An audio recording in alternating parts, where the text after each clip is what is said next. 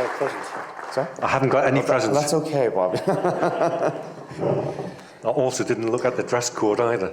Sorry? Oh, no, sorry. That's right. We know you. So Bob spends, I suppose, nowadays half of his time as the MD for Accenture in Newcastle, which you've been doing for how many years now?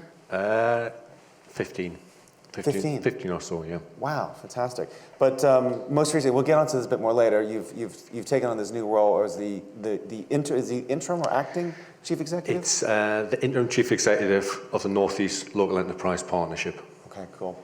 Let's wind back the clock 2 years ago, and you appeared on this stage to tell us about a new organization that hadn't had a name at that point, but it became something called Dynamo. And I'll be honest, I think some people in the community were, that you would launch yourself out of a big corporate like Accenture, and that you were going to come and sort of save the day for, if you will, or not save the day, but really kind of make a big dent in the Northeast scene. Only because others had done it before and kind of not perhaps had the kind of scale of success that you was clearly the hidden ambition for. So do you want to talk to us a little bit about what happened with what became Dynamo? So how Dynamo started was we were quite successful within the Northeast. We were growing, and when you're growing during a period of recession, people come to talk to you, whether or not that's MPs or local government people. Other businesses, and I kept on asking the question, have we got a technology network? And we have a few things. Sure. We have a few things out there, but we didn't have anything that connected up the whole region, and also the wide range of companies, from the startups to the big corporates. And every bit of research tells you that an industry sector will be successful if they collaborate and work well together. So I kept on asking, and I kept on getting answers saying that there wasn't anything there. So I started asking around and asking if other people would be interested. And I went into my comfort zone and started off with the big corporates. Now, Herb, I don't come up with many good ideas. And I thought this was a really good idea. Lo and behold, somebody else had exactly the same idea at exactly the same time. So I kept on hearing about this guy called Charlie Holt, who was also trying to do something. And whilst I was going big corporate down, Charlie was going medium-sized company up. Unsurprisingly, we met in the middle. We got on all right, so we decided to form Dynamo. Dynamo has got three main aims. One, to promote and grow the Northeast IT economy. And what you were saying about what it was earlier on, when you first started years ago, there are now 35,000 people working in the technology industry in the Northeast. And ideally, we'd like to double that. So promote and grow the Northeast IT economy, to support research and development within technology in the Northeast. And a few examples of things we've been at the forefront of. The one that's I think has the most impact is today there'll be trillions of online shopping transactions take place throughout the world. The very first one that ever took place, the very first online shopping transaction that ever took place here in Gateshead. Wow. So we're right at the forefront of a few things. What did they buy? Do you know? I wish I'd bought a present. That's, and the third thing is we want to work with education to support the skills agenda, because this region's technology industry will continue to grow as long as we have more and more young people ready to join it. So at the moment we've got 35,000 people working in the industry, but there are 2,000 vacancies. So two of the things that we're very, very proud of is, first of all, we believe we've created the very first sector-led IT apprentice hub in the country. We opened up the first one in Sunderland in February, the second one in Newcastle in April, and we've had some requests for some MPs just in the last 24 hours to extend that to Northumberland and Durham. And the other thing we're at the forefront of is we help drive forward the need to open up a university technology college for IT and healthcare sciences in the region. A university technology college is a school for 14 to 18-year-olds which specialise in technology and healthcare sciences. And our aim is to create the best science and technology school in the world. Wow, fantastic. Well, given your track record, yes, I think very much worth an applause there.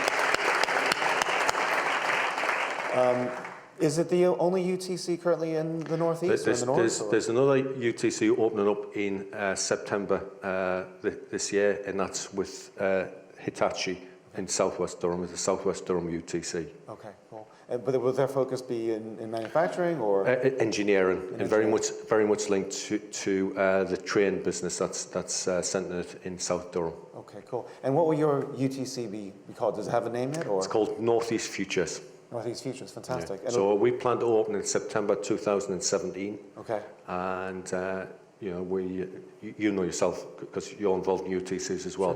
Sure. It's a long journey, and we're very excited about it. Fantastic, yeah. So you set up Dynamo. This is all in 2 years, I should add. This is kind of incredible. You've now set up. You've got the approval for a new UTC. And I guess, was it a month ago or so that you agreed to take on the role of being is it the acting chief executive? Interim chief executive of the Northeast Local Enterprise Partnership.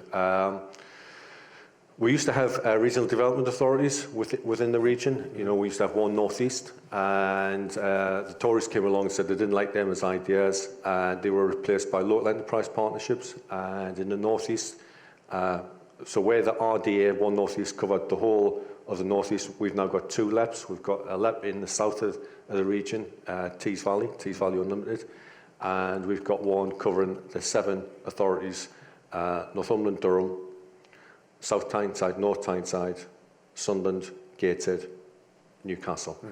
And 2 and a bit years ago, they commissioned an economic review for the region, the Donis Review, which was very well researched and very well received. That led into creating a strategic economic plan for the region, which is aimed to create 100,000 new jobs over the next 10 years. And unfortunately, the LEP's been without a chief executive for a number of months. And I got asked to step in as an interim chief executive, and I cannot think there is a better job in the Northeast than that. Yeah, well, it's fantastic that you're going to take the stuff you've been learning from in the past few years and apply it across the entire economy of the Northeast. Yeah. And is it likely that we'll see skills as being a big part of that? There are 6 themes as part of the strategic economic plan. And technology runs through a lot of them, actually. You know, there's transport and digital connectivity, and we're looking at digital connectivity. So, for instance, you know, we've got super fast broadband, but the next stage, the next step up is ultra fast broadband. That's only been tested by BT in 2 areas in the UK, one of which is in Gosforth. So we're looking to work and see how that could be expanded. We have business support and access to finance, and one of the big parts of that is going to be a website, a growth hub, which has been developed, which will go live in the autumn, and that's been developed by Escher Group and Cobweb Solutions in the region. Yes, you mentioned skills. Skills is a big part of it, and what we need to do as a region to be successful is we need a strong economy, but to support that strong economy, we need to have an education system that fits into that strong economy. So we've got to match those 2 things up. So strong education, supporting a strong economy.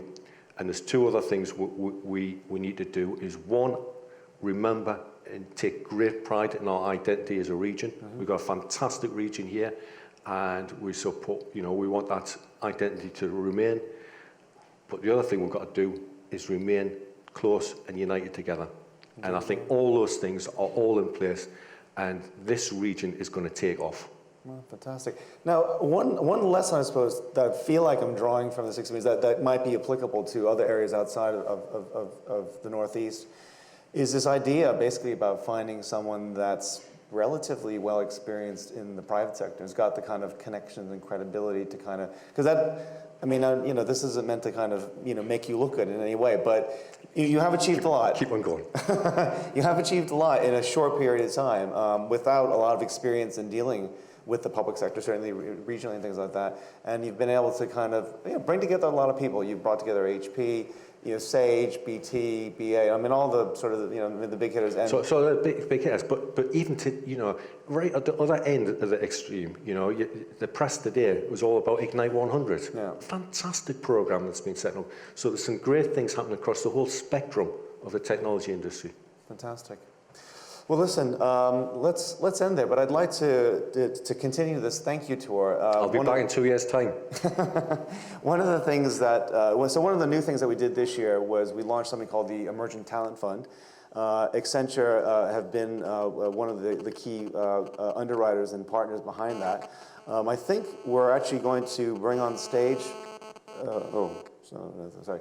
We're going to bring on stage, do we have our Emerging Talent Fund winners with us? Would you guys mind joining us on stage and getting a little FaceTime here with us?